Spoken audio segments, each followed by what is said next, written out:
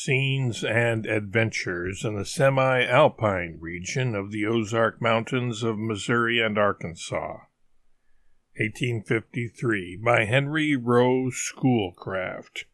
Chapter 14, Part 2, Number 27. The first Indian village which De Soto reached after crossing the Mississippi, probably at the ancient Indian crossing place at the lower Chickasaw Bluffs, and pushing on through the low grounds, was on reaching the elevations of the St. Francis, immediately west of his point of landing. The place was called Casquin or Casqui, a name which will be recognized as bearing a resemblance to one of the Illinois tribes, who have long been known under the name of Kaskaskias. From this place on the high lands of the St. Francis he ascended that river, keeping the same side of its current through a fine country, abounding in the pecan and mulberry, a distance of 7 leagues, to the central position of the Casquins. Here it was, and not on the immediate banks of the Mississippi, that he erected a gigantic cross, formed out of a pine tree, which, after it was hewn, 100 men could not lift. From this place, after a rest of several days, he was led by the wily chief to march against the village and chief of Kapaha, who was his hereditary enemy, and who had in past encounters proved himself more than his equal in prowess. De Soto was caught in this trap, which had nearly proved fatal to his gallant army. Descending the high grounds, evidently towards the northeast, and crossing alluvial tracts by a march of about 6 days, he reached the enemy, well posted, strong in numbers, and of great bravery, on the pastoral elevations which we are disposed to look for at the side of the modern Spanish town of New Madrid. Kapaha took shelter on a thickly wooded island in the Mississippi River, where De Soto, assisted by his allies, attacked him in canoes, and from which his allies and afterwards he himself were glad to retreat. The chief was a most brave, energetic young man, and fought against his combined enemies with the spirit inspired by long-acknowledged success. This place formed the extreme northern limit of De Soto's expedition on the line of the Mississippi, and must have been north of 35 degrees. After this effort, he retraced his steps slowly back to Koski.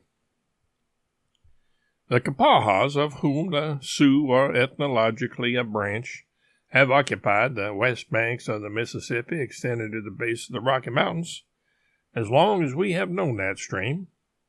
They have been inveterate enemies of the whole Algonquin race, to which the Kaskaskias in Illinois belonged, and it is not improbable that they had, at this early day, not only encountered the Spaniards, but that after their withdrawal they fell on the Casquins and drove them east of the Mississippi into the country of the Illinois.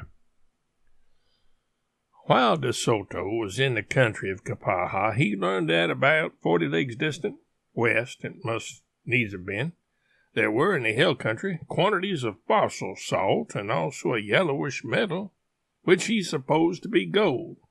He dispatched 2 trusty and intelligent men with Indian guides and carriers to procure samples.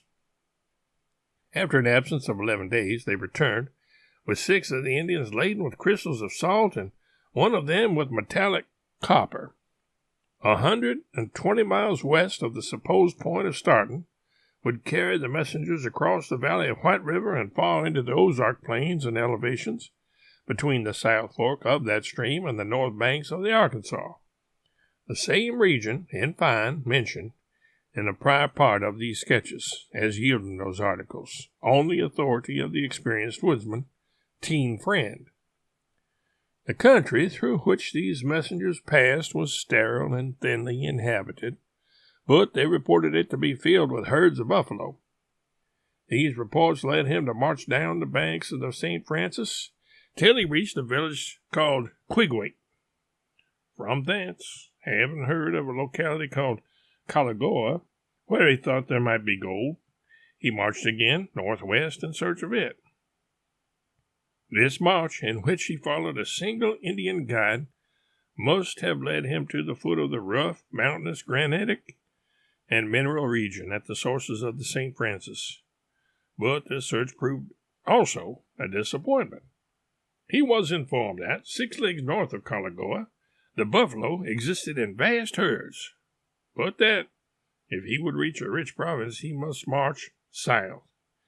It is possible that in this latitude he may have a little exceeded the utmost point reached by him on the Mississippi, and he hence confined his adventurous marches to southern Missouri and Arkansas.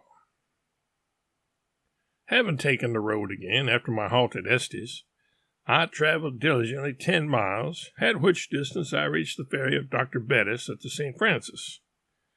The scene was rural and picturesque, the river winding along in a deep and rapid bed between elevated and fertile banks. From appearances and old fields, it seemed altogether such a spot as might have answered the glowing Spanish descriptions of Casky.